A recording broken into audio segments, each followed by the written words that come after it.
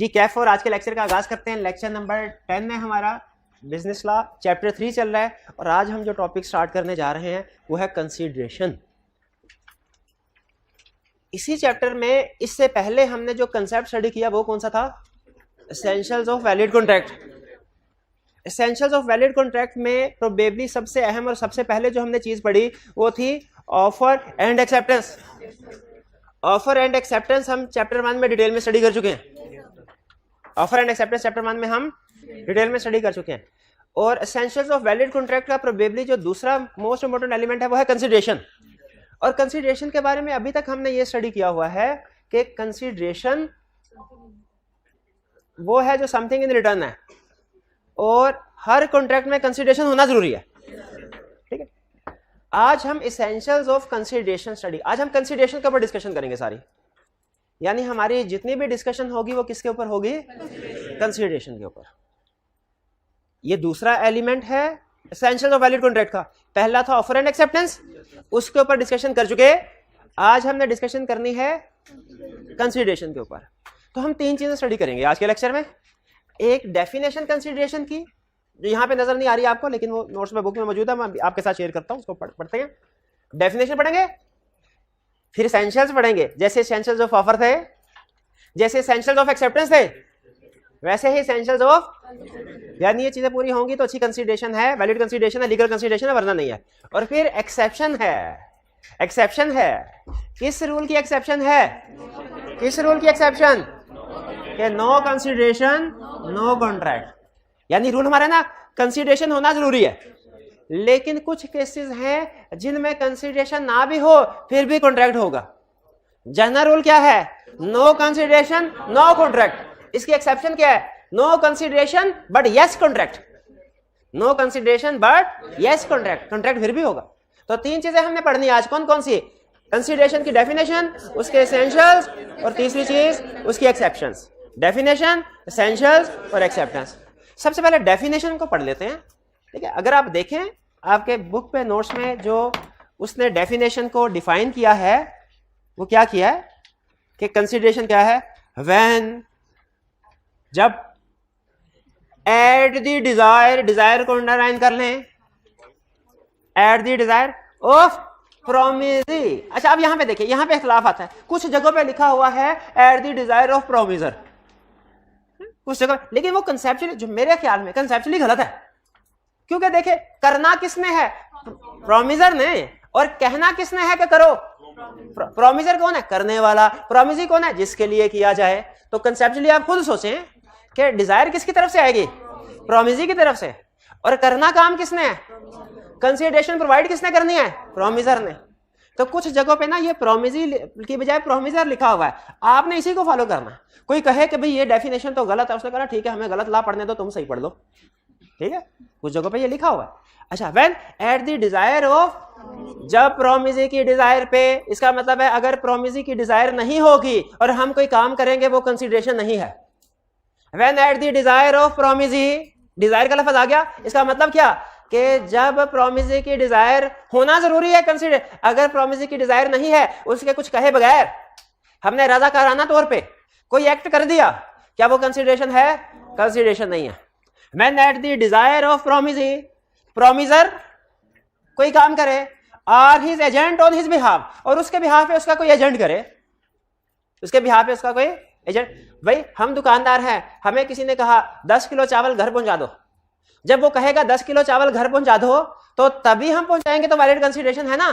अगर हम उसके कहे बगैर ही 10 किलो चावल घर पहुंचा दें और शुभ करके वापस आ जाएं तो ये वैलिड कंसीडरेशन नहीं। वो कहेगा मैंने तो तुम्हें कहा ही नहीं था, ये ले जाओ, ये वैलिड कंसीडरेशन नहीं है, मुझे नहीं चाहिए।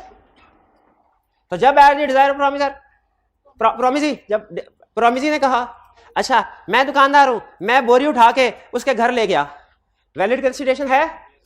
वैलिड कंसीडरेशन नहीं, उसने कहा है, चल ठीक है। When at the desire of promisee, promisor ने कोई काम किया, बोरी उठा के उसके घर, कंसीडरेशन है? मैंने नहीं किया, उधर वर्कर था, मैंने कहा छोटे इधर आओ, ये हाजी साहब के घर में बोरी लेके जाओ। प्रोमिसर और his agent on his behalf, ये भी वैलिड कंसीडरेशन है कि नहीं? इसका मतलब है कंसीडरेशन लाजमी नहीं प्रोमिसर की तरफ से जाए, प्रोमिसी के अलावा किसी दूसरे की तरफ से भी जाए वो भी, यानी प्रोमिसी के बिहाफ है, वो भी वैलिड है, प्रोमिसर के बिहाफ है। हाँ यही देख रहा था मैं, शाबाश। यानी जो मैंने आपको बात बताई वो आपने पिक कर ली कि when I desire of promise, when I desire of promisee, ये डिजायर का लफ्ज समझ आ गया? Promisor or his agent, agent का लफ्ज समझ आ गया? एजेंट किसको कहते हैं? जो उसके बिहाफ पे काम करता है, उसके बिहाफ पे काम करता। हैज डन और डज और प्रोमिसेस टू डू, ये तो इंग्लिश का सेंटेंस बन गया। हैज डन कर चुका है, पास्ट, डज करता है प्रेजेंट, और प्रॉमिस टू डू समथिंग करेगा। इसका मतलब है कंसीडरेशन हो सकता है पास्ट में दी जा चुकी हो सकता है प्रेजेंट में दी जानी हो सकता है फ्यूचर में वादा किया गया हो कि दी जाएगी। तो कंसीडरेशन तीनों हो सकती है, पास्ट, प्रेजेंट, फ्यूचर। जब eight the desire of promisee, promisee के कहने पे प्रोमिसर यानी मैं और हिज एजेंट यानी मेरा कोई एम्प्लॉय कोई काम कर चुका है, करता है या करेगा, तो such act is called consideration for the promise. तो इसको कहते हैं यह है कंसीडरेशन फॉर प्रॉमिस। ये क्या है? Consideration for promise. आगे वो बता रहा है कंसीडरेशन में भी इधर ए पॉजिटिव एक्ट और एब्स्टिनेंस, यानी कंसीडरेशन टू डू की भी हो सकती है, नॉट डू। भाई टू डू की क्या एग्जांपल है? कोई काम वगैरह, कोई काम बता दे, कौन सा काम? बोरी लेके जाना, चलो एग्जांपल बदल लो ना, अब बोली चावल की नहीं, अब चीनी की कर लो, चीनी की बोरी लेके जाना, यह है टू डू। और नॉट टू डू, क्या प्रॉमिस नॉट टू डू का भी हो सकता है? नॉट टू डू की एग्जांपल, अब किसी जगह कारोबार नहीं करोगे तो आपको 10,000 रुपये दूंगा, अगर आप अगले 1 साल तक सिगरेट नहीं पियोगे तो आपको 50,000 रुपये दूंगा। ठीक है, ये क्या है?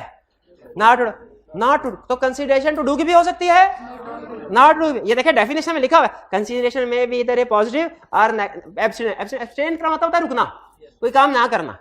एब्सटेन फ्रॉम सुना मैं ना, उसी से निकला एब्सटेंस। सिंपली कहता है ये ऊपर रॉकेट साइंस लिखी, आई क्या पूछे तो ये छाप देना ऊपर जो लिखा हुआ है, लेकिन समझने समझाने के लिए सिंपली क्या consideration mean something in it. आपको रिडल में जो भी मिला वो कंसीडरेशन है। ये डेफिनेशन समझ आई? नहीं आई समझ? नहीं आई समझ? इस डेफिनेशन को अब हम डिटेल में इसके पार्ट स्टडी करते हैं, और वो भी विद एग्जांपल्स, वो भी विद एग्जांपल। कोई क्वेश्चन पूछना आपको जो समझ नहीं आया, लेकिन पहले मुझे समझाने तो दे सारा, ये सारा आंसर समझना, फिर उम्मीद आपका क्वेश्चन, वरना एंड में दोबारा पूछ लीजिएगा। ठीक है, चलिए। और किसी स्टूडेंट का क्वेश्चन तो नहीं है? शाबाश। अब डेफिनेशन पढ़ दी हमने, क्या पढ़ने जा रहे हैं? एसेंशियल। शाबाश, एसेंशियल। हाइब्रिड में अगर मेरी आवाज बिल्कुल ठीक बेहतरीन आ रही है तो जरा हाथ उठाइए, शाबाश। Consideration, essentials. एसेंशियल्स का मतलब क्या है? वो चीजें जो एक वैलिड लीगल कंसीडरेशन में होना जरूरी है, इसके बगैर कंसीडरेशन वैलिड नहीं है। पहली चीज, it must move at desire of promisee. ये प्रोमिसी कहे तो मूव हो, वरना मूव नहीं होनी चाहिए, वरना वो कंसीडरेशन नहीं है। ठीक है, वरना कंसीडरेशन।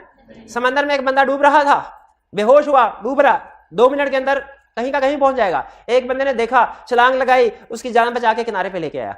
जब उसको होश आया, उसे कहा, बचाने वाले ने कहा पैसे, डूबने वाले ने कहा अच्छा ठीक है मेरी जान बच गई, बच गई। फिर कहने लगा क्या, मैंने थोड़ी कहा था मेरी जान बचाओ, कोई पैसे नहीं, भाग जाओ।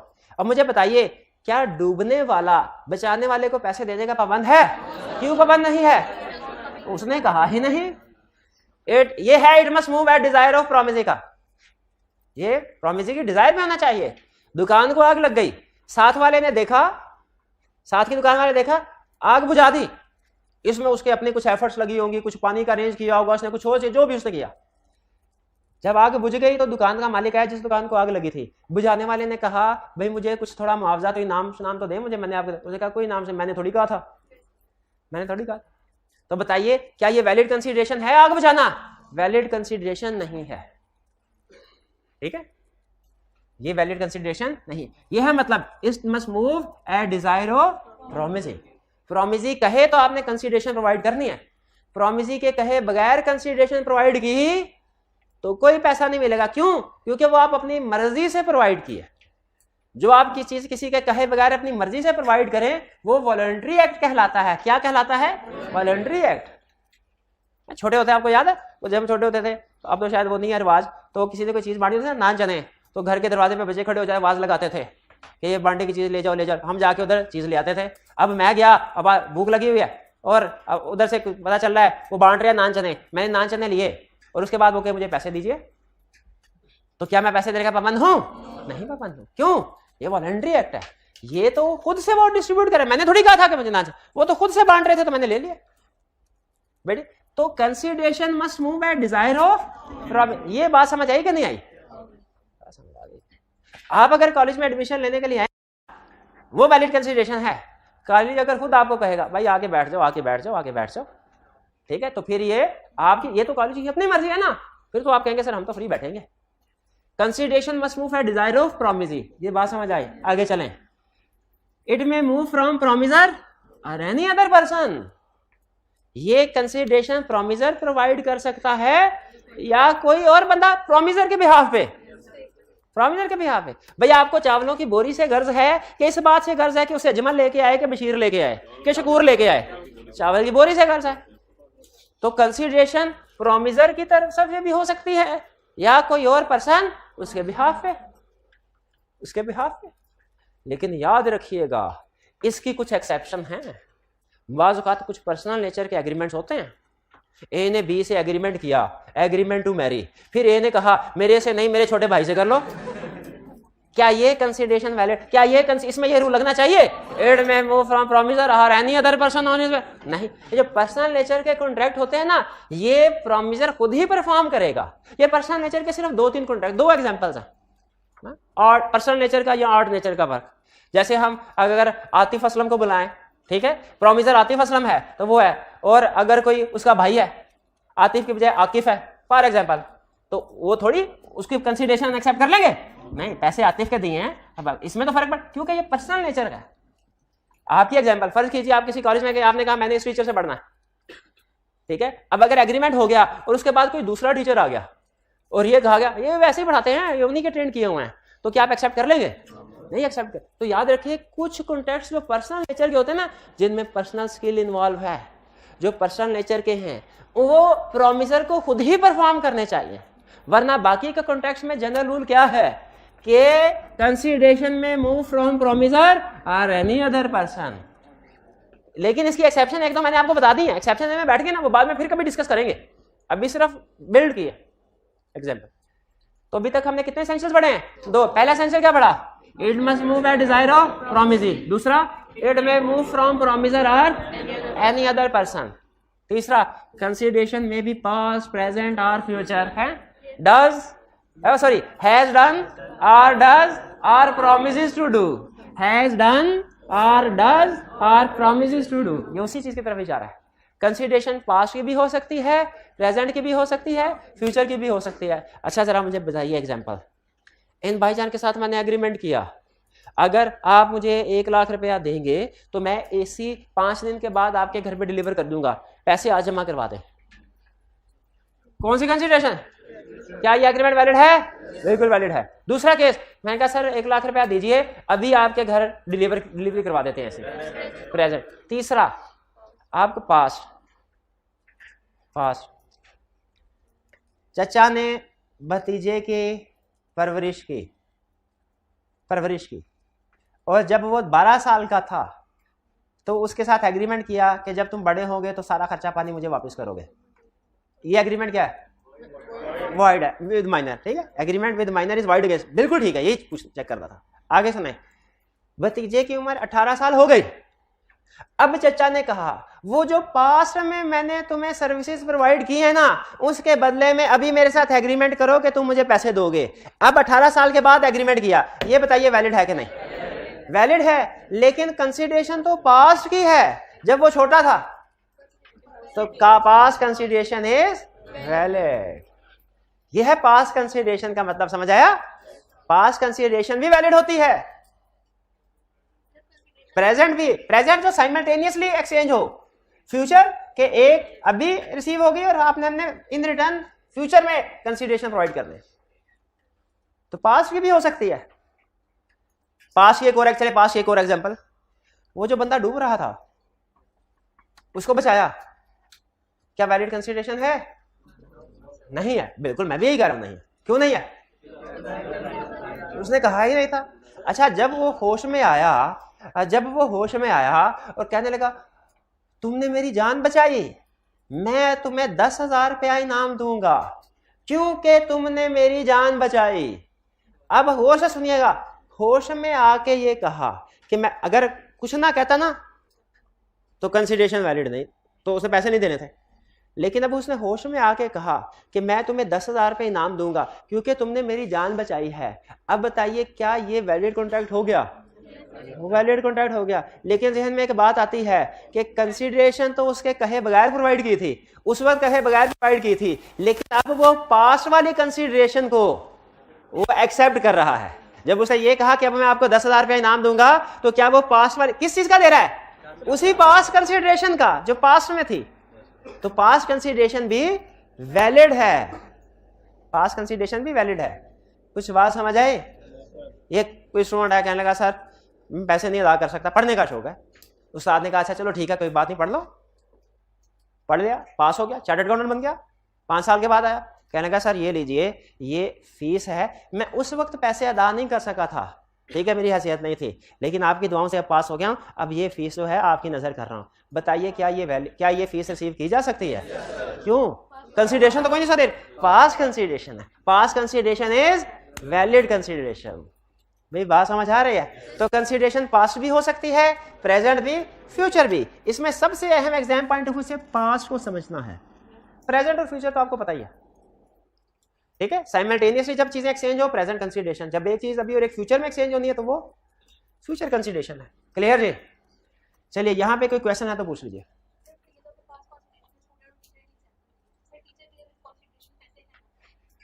हाँ जी, हाँ देखिए, अगर ये इसी एग्जाम्पल जो टीचर और स्टूडेंट वाली एग्जाम्पल है, अगर इसको आप स्टूडेंट के पॉइंट ऑफ व्यू से देखेंगे ना तो ये पास्ट कंसीडरेशन की एग्जाम्पल है, लेकिन अगर टीचर के पॉइंट ऑफ व्यू से देखें तो फिर फ्यूचर कंसीडरेशन की एग्जाम्पल। हाँ, केस स्टडी में लिखेगा हमेशा। केस स्टडी में जब कभी वो अहमद बिलाल का जिक्र करेगा तो आपको बताएगा कि आपके पास पार्टी कौन सी आई है, आपने किस पार्टी के मुताबिक क्वेश्चन सॉल्व करना है, अहमद के बिलाल के, ठीक है। जब कभी आप अदालत में, प्रैक्टिकली वकील अदालत में केस लड़ने जाते हैं, उन्हें पता होता है कि नहीं कि हमारी पार्टी कौन सी है, क्योंकि पार्टी बदलेगी, उनके आर्गुमेंट्स बदल जाएंगे। तो एग्जाम में कंफर्म है कि आपको पार्टी जरूर बताएगा कि ये ए और बी के दरमियान में एग्रीमेंट हुआ है। हम तो भी ये कहते हैं ना प्रॉमिसर और प्रॉमिसी, तो आप थोड़ा कंफ्यूज हो जाते हैं, सर कभी आप प्रॉमिसर बोलते हैं, कभी प्रॉमिसी बोलते हैं। एग्जाम में ये लफ्ज़ इस्तेमाल नहीं होते। एग्जाम में क्या इस्तेमाल होते हैं? ये अहमद बिलाल, अहमद ने बिलाल के साथ ये एग्रीमेंट किया, अब बताओ बिलाल क्या करे। तो हमने फिर बिलाल का वकील बन के सोचना बिलाल क्या करे। जी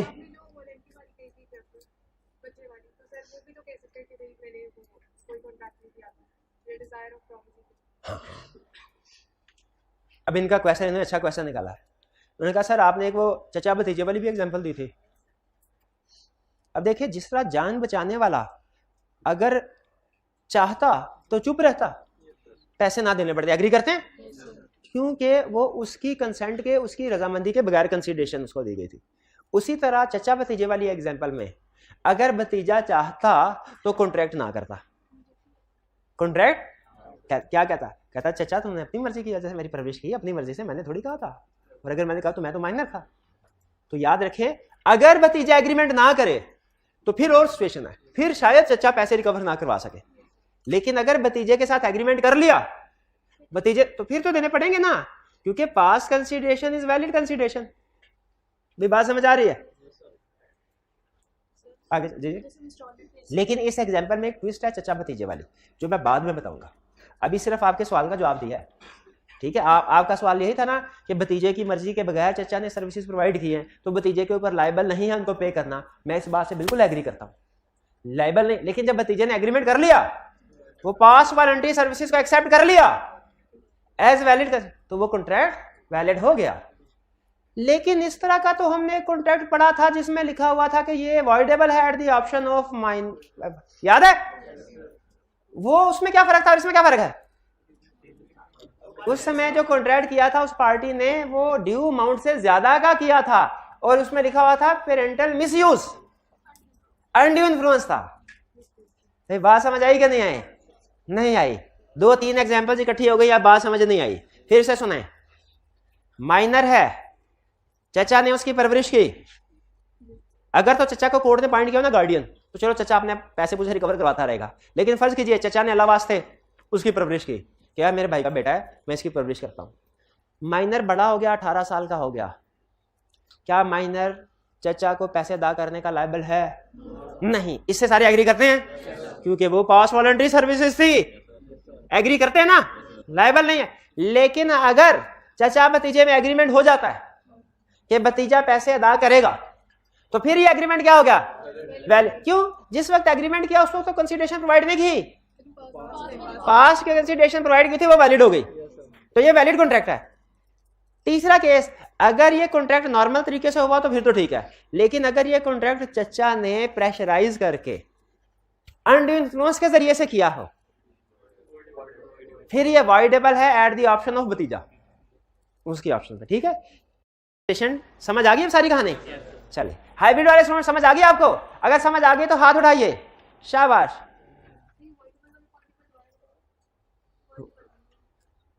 हाँ आगे चलते हैं थोड़ी देर बाद। जी जी, हाँ जैसे इंस्टॉलमेंट के, शाबाश, बेहतरीन एग्जांपल। इंस्टॉलमेंट पे अगर हम एसी खरीदते हैं, एसी पहले आ जाता है, कंसीडरेशन बाद में देते रहते हैं, बिल्कुल, तो वो हमारे लिहाज से पास्ट कंसीडरेशन और उनके लिहाज से फ्यूचर कंसीडरेशन।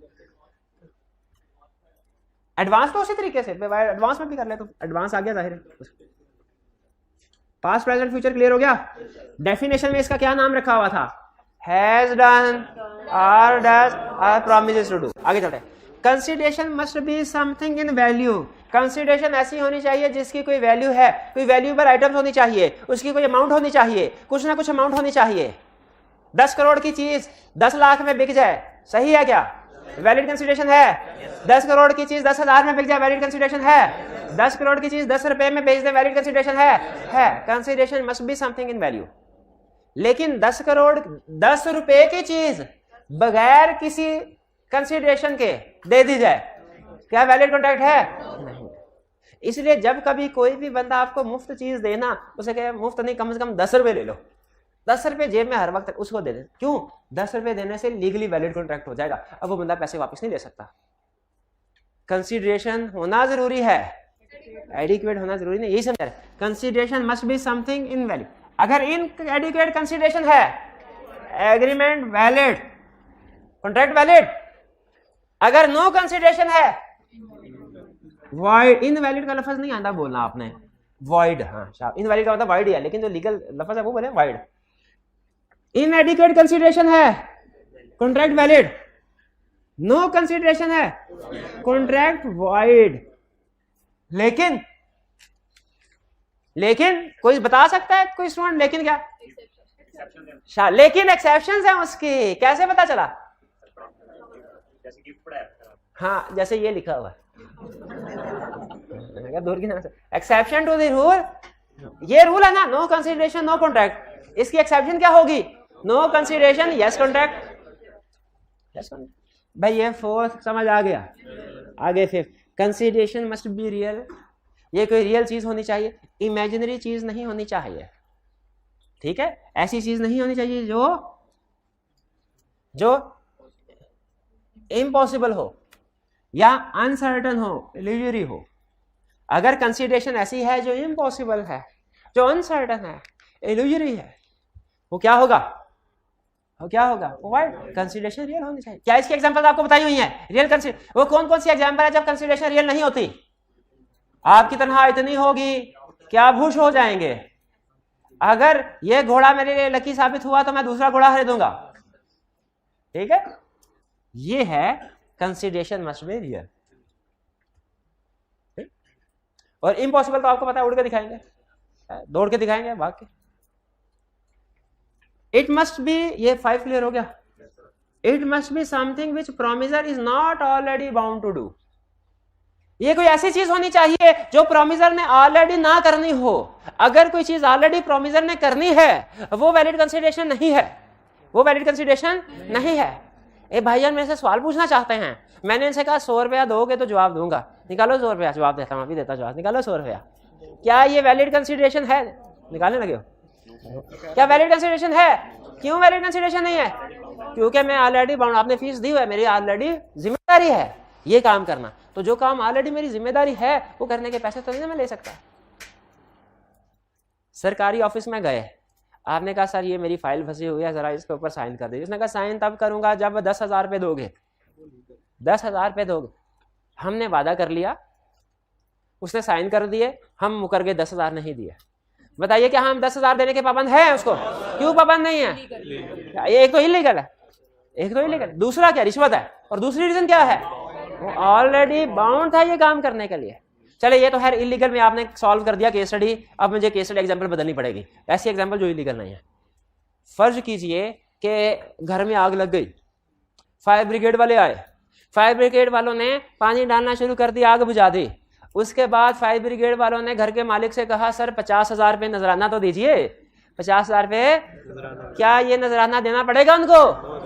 क्यों नहीं देना पड़ेगा? घर पे आग बुझाई उन्होंने, ऑलरेडी बाउंड थे ये काम करने के, वो ये काम करने के लिए ऑलरेडी बाउंड थे। वे कुछ बात समझ आए कि it must be something which promisor is not already bound to do. ठीक है जी। ये हाइब्रिड क्लास में जो सबसे पहले बेंच पे भाई बैठे हुए हैं, ये राइट साइड पे, हाँ जी जी बिल्कुल। आप मुझे ये बताइए, मैंने promisor is not already bound to do something में 2 एग्जांपल्स दी, एक सरकारी दफ्तर वाली, एक फायर ब्रिगेड वाली। आपको दोनों में से कौन सी मिसाल पसंद आई? फायर ब्रिगेड वाली, बिल्कुल ठीक, शाबाश। आइंदा से हम इंशाल्लाह पहले फायर ब्रिगेड वाली एग्जांपल ही दिया करेंगे। तो ठीक है, आगे चलें। इसके बाद इट मस्ट बी समथिंग, ये तो हो गया ना।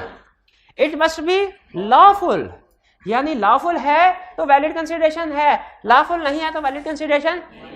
कोई अनलॉफुल कंसीडरेशन की मिसाल दीजिए सर।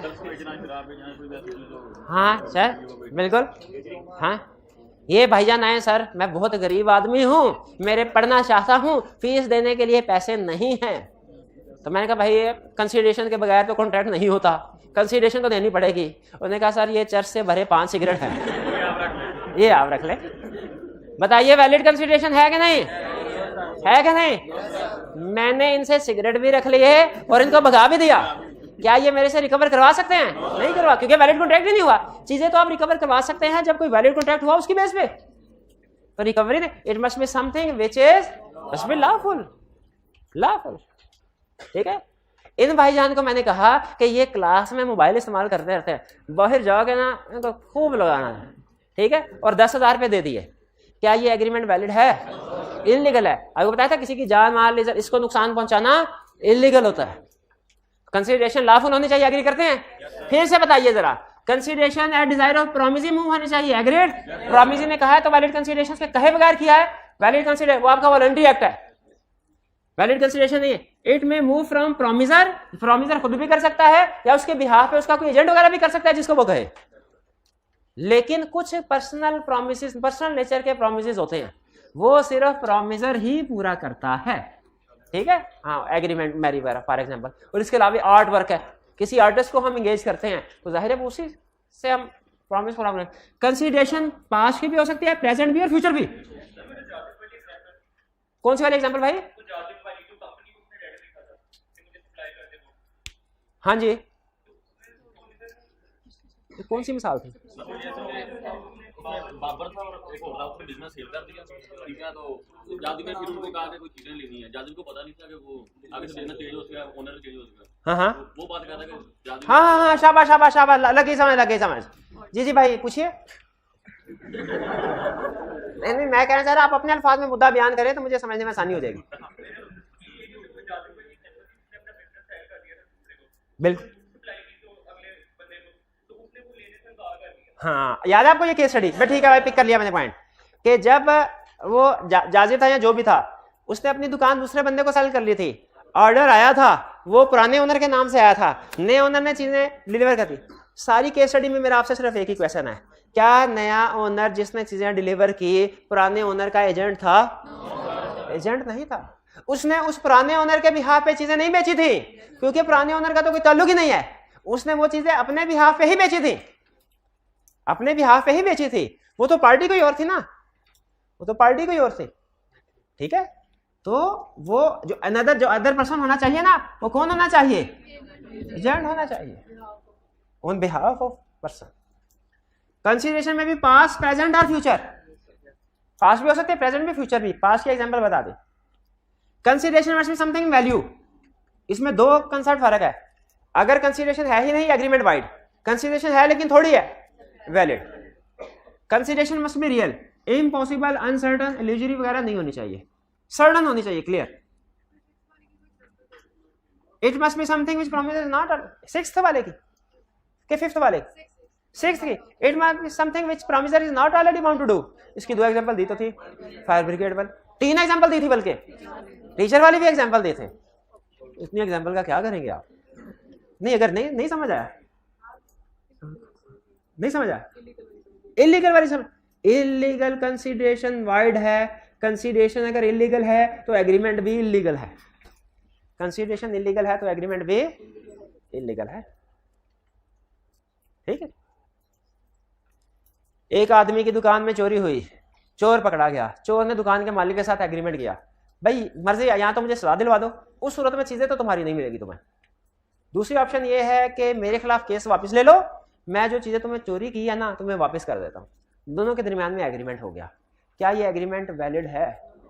लॉ ये कहता है मुजरिम को सजा दिलवाना हर एक का फर्ज है, और अगर आप किसी मुजरिम को बचाने की कोशिश करते हैं वो अनलॉफुल है, तो ये अनलॉफुल एक्ट समझा जाएगा। इसमें आपको क्या करना चाहिए?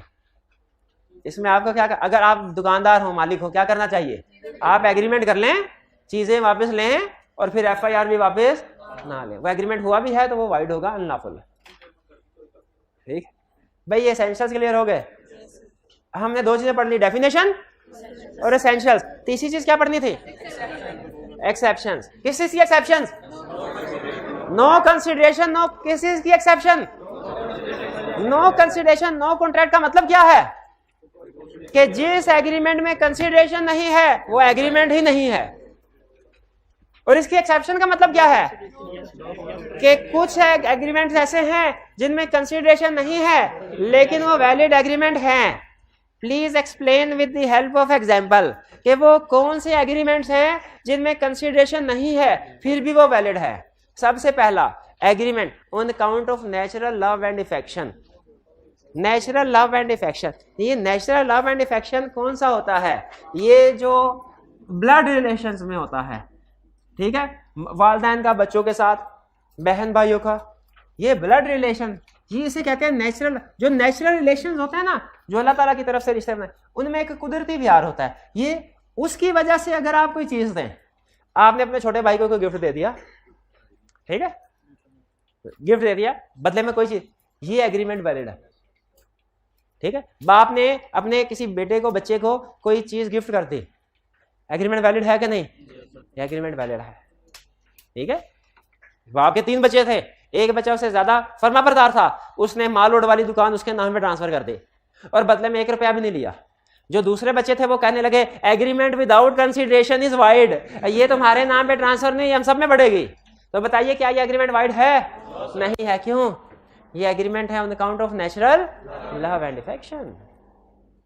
लेकिन इसकी कुछ शर्तें हैं। अच्छा, ये कहां पढ़ा रिटर्न होना चाहिए? ये पढ़ा सामने लिखा? नहीं भाई, इन्होंने पुराना बताया, इसलिए कि सामने लिखा होता है ना तो वो पहला ये बताते हैं। अगर सामने देख के बताना होता, ये क्यों बताया डायरेक्ट? क्योंकि पहले पढ़ा हो। चले, बहरहाल रिटर्न होना चाहिए। पहला तरतीब से पढ़ते हैं हम। पहला एसेंशियल, उनमें नियर रिलेशनशिप, करीबी ताल्लुक होना चाहिए। करीबी यानी फैमिली ताल्लुक होना चाहिए। ये नहीं किसी भी चलते फिरते स्ट्रेंजर के साथ आप कह दे agreement on the count of natural love and affection है, वरना तो फिर लोग, अगर ये नियर रिलेशन ना होता तो टैक्स से बचने के लिए लोग यही करते हैं। असल में चीजें दूसरे को बेच रहे होते हैं और पैसे कैश में लेके कहते हैं हमने तो फ्री में बेचा है, बस ये चल रहा था, मुझे इसकी चाल बड़ी पसंद आई, मैंने कहा ये agreement natural love and affection की वजह से, मैंने कहा ये लो मेरी प्रॉपर्टी तुम्हारे नाम। तो इसलिए लॉ ने मना कर दिया। उसने कहा सबसे पहले ये एग्रीमेंट जो विदाउट कंसीडरेशन होगा किन पार्टीज में होगा? नियर, जिनका आपस में करीबी ताल्लुक होगा, और करीबी ताल्लुक भी अच्छा होगा, करीबी ताल्लुक भी अच्छा होगा, वो लव एंड अफेक्शन होगा। दुश्मन के साथ नहीं हो सकता। क्या दुश्मन कौन है? भाई है, कौन है? फैमिली मेंबर है, कौन है? ताया का बेटा है, कौन है? अगर वो फुफो तो ऐसी हरकतें ना करे जैसे फुफो दुश्मन बने। तो फुफो नियर रिलेशनशिप है, लेकिन अगर लव एंड अफेक्शन नहीं है तो फिर ये रूल अप्लाई नहीं होगा, फिर ये रूल अप्लाई नहीं होगा। एक लीगल केस है, हस्बैंड एंड वाइफ की बहुत ज्यादा आपस में लड़ाइयां होती थी, अलहदगी हो गई, खानदान के बड़े आए, उन्होंने कहा अच्छा बताओ बेटी तुम बताओ तुम्हारी क्या शर्तें हैं। उन्होंने कहा मेरी शर्त है क्या कि जब तक ये घर मेरे नाम पे ट्रांसफर नहीं करेगा ना मैंने इसके साथ नहीं रहना। उन्होंने कहा ठीक है। अच्छा हस्बैंड ने कहा तो मुझे पैसे कितने मिलेंगे? वाइफ ने कहा पैसे कौन से, कोई पैसे भी नहीं देना। उसने कहा अच्छा ठीक है ट्रांसफर। अच्छा ये सारा एग्रीमेंट हुआ, उसके ऊपर लिखा गया चूंकि लड़ाई झगड़े होते थे इसलिए उनको खत्म करने के लिए अच्छी नीयत के साथ ये एग्रीमेंट किया जा रहा है और ये प्रॉपर्टी के नाम पे ट्रांसफर हो रही है। ठीक है, अब ये एग्रीमेंट हो गया तो उसके बाद 3-4 महीने के बाद हस्बैंड मुकर गया, उसने कहा कोई प्रॉपर्टी ट्रांसफर नहीं करना है। वाइफ कोर्ट में पहुंच गई, बताइए जज ने क्या फैसला किया होगा? प्रॉपर्टी ट्रांसफर होगी वाइफ को कि नहीं? नहीं। अब देखें ये नियर रिलेशनशिप है, नियर रिलेशनशिप है, ये हस्बैंड वाइफ में है, ये सास बहू में भी नियर रिलेशनशिप है। ठीक है, एक एग्जांपल है, नहीं है एक एग्जांपल है, उसमें ससुर जो है वो अपनी बहू को गिफ्ट करता है, तो नियर रिलेशनशिप। ठीक है, दादा पोता ये सारे नियर रिलेशनशिप की एग्जांपल बता रहा हूं। इसमें जज ने कहा ये एग्रीमेंट वाइड है, क्यों? अच्छा जो वाइफ का वकील था उसने कहा सर ठहर जाएं, ये है हम मानते हैं इसमें कंसीडरेशन नहीं है, लेकिन एग्रीमेंट विदाउट कंसीडरेशन भी तो कुछ ऐसे हैं जो वैलिड है। सबसे बड़ी एग्जांपल ये agreement on account of natural love and affection है। तो agreement on account of natural love and affection है। तो जज ने कहा भाईजान इसकी कंडीशंस भी याद कर लेने थे, क्लास में बैठ के सोए नहीं रहना था उस दिन सर ने पढ़ाया था क्या कि नियर रिलेशनशिप होना चाहिए। तो वकील बोला है तो सही, जज ने कहा लव एंड अफेक्शन होना चाहिए। ये तो ऊपर कहानी कुछ और कह रही है, कहानी तो कह रही है लड़ाई झगड़े होते थे। तो ये चूंकि लव एंड अफेक्शन वाली कंडीशन पूरी नहीं हो रही इसलिए एग्रीमेंट वाइड करार दिया जाता है। ये एग्रीमेंट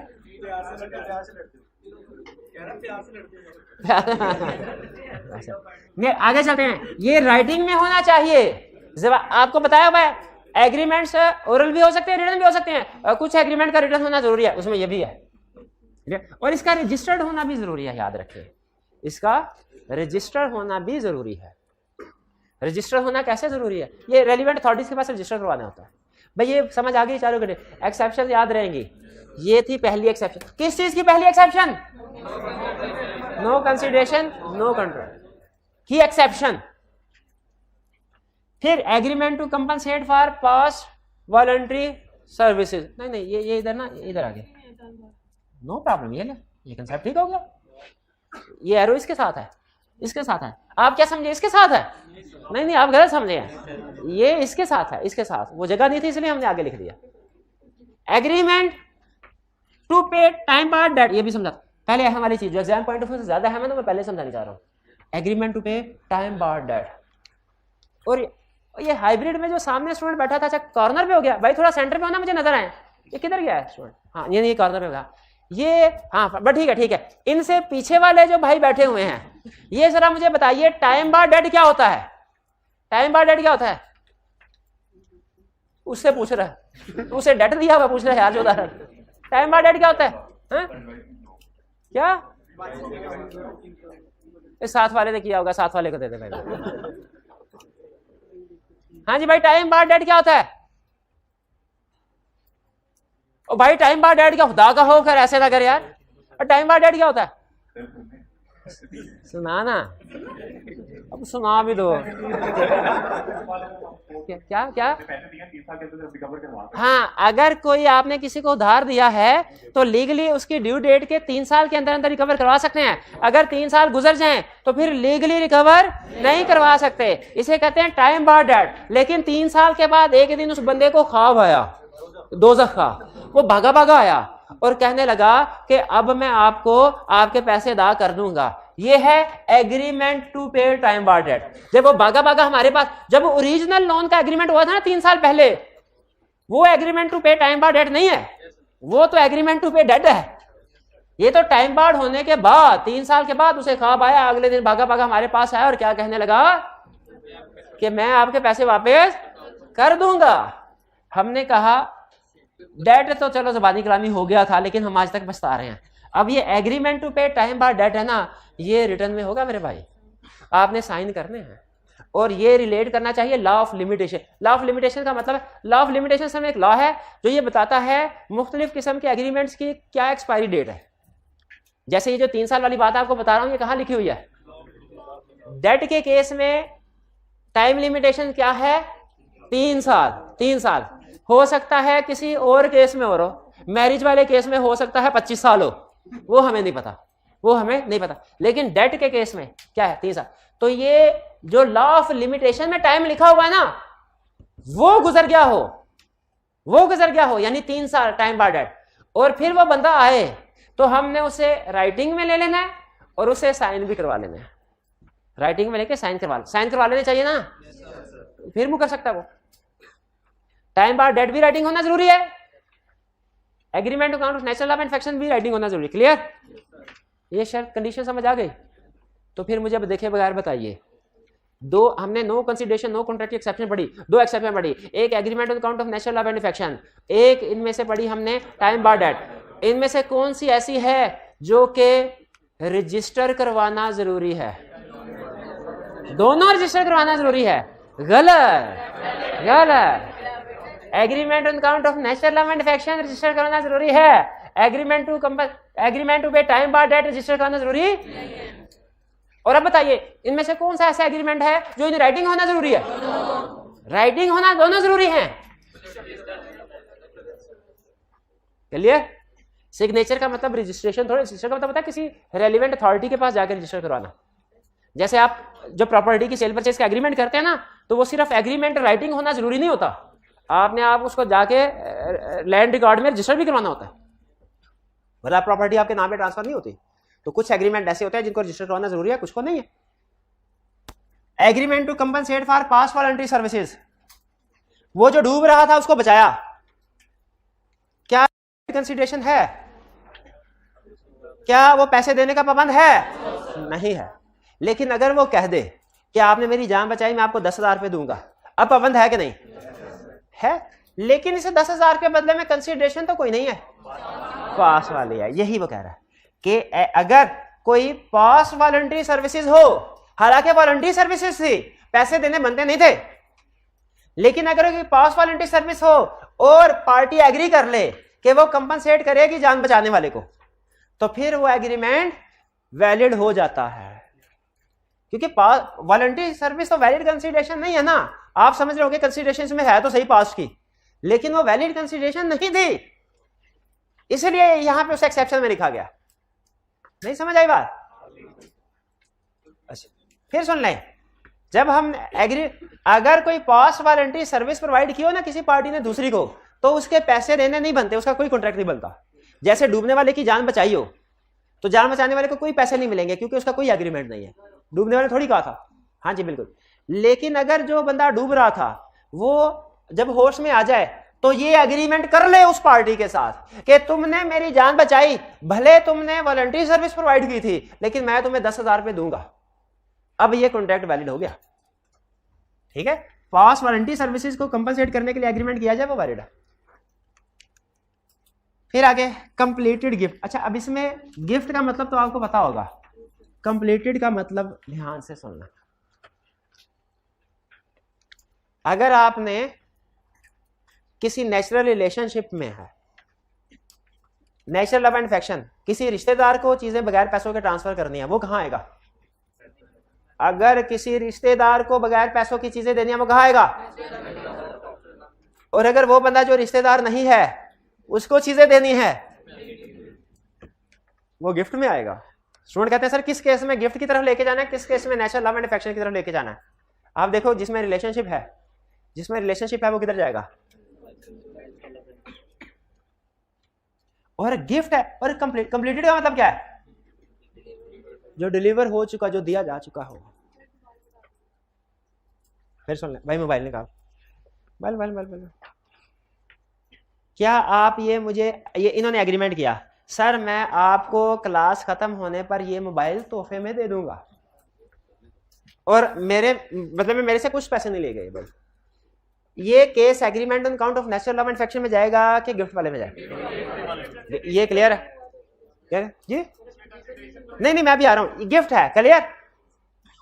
गिफ्ट का एग्रीमेंट विदाउट कंसिडरेशन वैलिड है, शर्त है ये डिलीवर कंप्लीटेड का मतलब है फिजिकली गुड्स दूसरे बंदे की पोजेशन में पहुंच चुकी हो।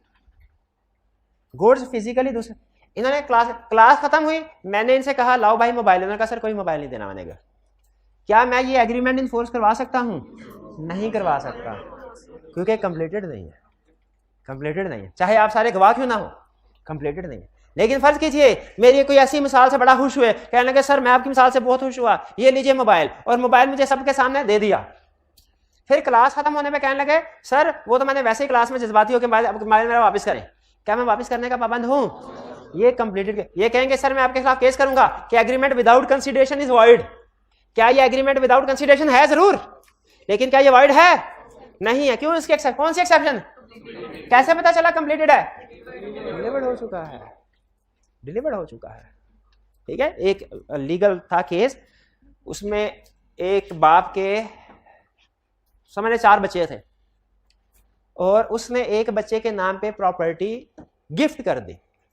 ठीक है, इसे लॉ की लैंग्वेज में कहते हैं हिबा करना, गिफ्ट कर दे। लेकिन उस प्रॉपर्टी की जो चाबियां थी वो उसको नहीं अभी दी। उसने कहा मेरे मरने के बाद ये बिल्डिंग तुम्हारी, लेकिन अभी फिलहाल इसमें मैं ही रहूंगा, या जो भी किराएदार वगैरह थे वो रहेंगे, अभी उसे पोजेशन नहीं मिली, बाप की डेथ हो गई। बताइए ये बिल्डिंग सिर्फ उस बेटे के नाम पे ट्रांसफर होगी कि प्रॉपर्टी में जो विरासत में हिस्सेदारी होगी सब में डिस्ट्रीब्यूट होगी? क्यों? ये उस बंदे के नाम में, उसमें गिफ्ट था, एग्रीमेंट था, रिटन फॉर्म में था, डिलीवर नहीं हुआ। लेकिन अगर नेचुरल लव एंड अफेक्शन में किया गया होता तो फिर ये उस सूरत में वैलिड होता, उस सूरत में वैलिड होता। लेकिन उस सूरत में भी तब वैलिड होता जब ये राइट और रजिस्टर्ड करवाया गया होता। अगर रजिस्टर्ड नहीं करवाया गया होता तो उस सूरत में भी नहीं होता। ठीक है, वहां पे असल में जब एग्रीमेंट होता है तो उसके ऊपर उसकी एग्रीमेंट की नेचर लिखी जाती है, उस एग्रीमेंट की नेचर थी हिब्बा, गिफ्ट। तो जब गिफ्ट है तो फिर इसका मतलब है इसका गिफ्ट का कंप्लीट होना जरूरी है। लेकिन आपकी बात बिल्कुल ठीक है, इसमें ये नेचर लव वाला भी आ सकता है। चले अब एग्जाम्पल चेंज कर लेते हैं। पहले भी आपने मेरी एग्जाम्पल में गलती निकाली थी, एग्जाम्पल चेंज कर लेते हैं। ये भाई ने मुझे कहा सर आप बहुत अच्छा पढ़ाते हैं, तो ये मेरी बाइक जो है ना, तो ये आपके नाम मैं कर दूंगा। ठीक है, बाइक खुद रख रहे हैं, डॉक्यूमेंटेशन चाहे ना, एग्रीमेंट कर लिया मेरे नाम, गिफ्ट का एग्रीमेंट, लेकिन बाइक मुझे नहीं दी।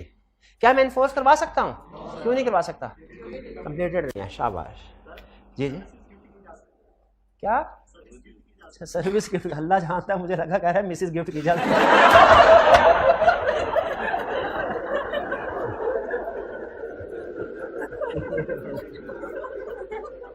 जब भी आप कोई जुमला बोले ना तो आगाज से लेके एहतताम तक एक ही टोन के साथ, क्लैरिटी के साथ सवाल पूछा करे भाई।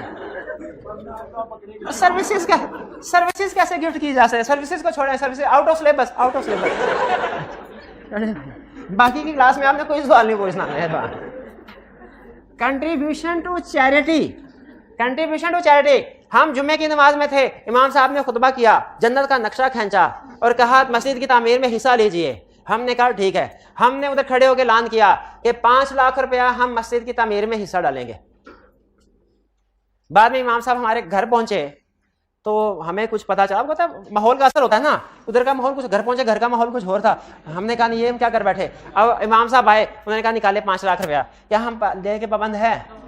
नहीं, देने के पाबंद नहीं है, क्योंकि बदले में कोई कंसिडरेशन नहीं है ना।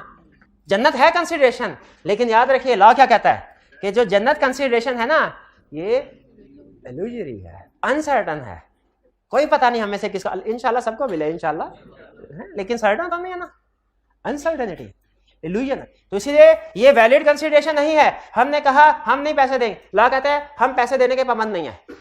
लेकिन अगर इमाम साहब ने हमारे वादे की बेस पे किसी ठेकेदार के साथ एग्रीमेंट कर लिया और अब उन्होंने 3 लाख का सामान मंगवा लिया हुआ है, लाइबिलिटी इनकर हो चुकी हुई है, तो याद रखिए उस सूरत में हम पैसे अदा करने के पाबंद है। कितने? 3 लाख। और अगर 7 लाख का सामान मंगवाया 5 लाख, यानी actual or committed whichever is lower. ठीक है, अगर लाइबिलिटी इनकर कर दी गई तो फिर हमने पैसे अदा करना है चैरिटी, वरना नहीं। चैरिटी का वादा कर लिया पूरा करना लाजमी, चैरिटी का वादा कर लिया पूरा करना लाजमी। लेकिन अगर उस बंदे ने चैरिटी वाली जिसका वादा किया लाइबिलिटी इनकर कर ली, फिर वादा पूरा करना लाजमी है। आगे चलते हैं। अदर कॉन्ट्रैक्ट, ये रटे वाला पॉइंट है, याद कर लें, आंखें बंद करके रटा लगाएं। क्या? कि बेलमेंट गारंटी एजेंसी के कॉन्ट्रैक्ट में कंसिडरेशन लाजमी नहीं है। बेलमेंट गारंटी एजेंसी के कॉन्ट्रैक्ट में कंसिडरेशन, बेलमेंट और गारंटी वैसे हमारे सिलेबस से निकल चुके हैं। एजेंसी भी तकरीबन निकल गया, थोड़ा सा हिस्सा है, हाथी निकल गया, दुम है। और दुम के लिए सिर्फ इतना याद कर लें, क्या एजेंसी कॉन्ट्रैक्ट में रिलेशन कंसिडरेशन लाजमी। कुछ को समझ आया आपको? अच्छा मुझे बताइए, ये हाइब्रिड में जो भाई बैठे हुए हैं, मुझे बताइए ये कौन कौन से लर्निंग ऑब्जेक्टिव हमने कवर कर लिए हैं? ये किसी से भी पूछ लें, किसी से भी पूछ लें। चैप्टर को लर्निंग ऑब्जेक्टिव 3 और 4 इस आपकी होम असाइनमेंट रिटन फॉर्म में 3 और 4 के क्वेश्चन अटेम्प्ट करके लाने हैं। रिटन फॉर्म में 3 और 4 के क्वेश्चन अटेम्प्ट करके लाने हैं। ये था आपका लेक्चर। आज का लेक्चर यहाँ पे खत्म करते हैं। अल्लाह हाफिज।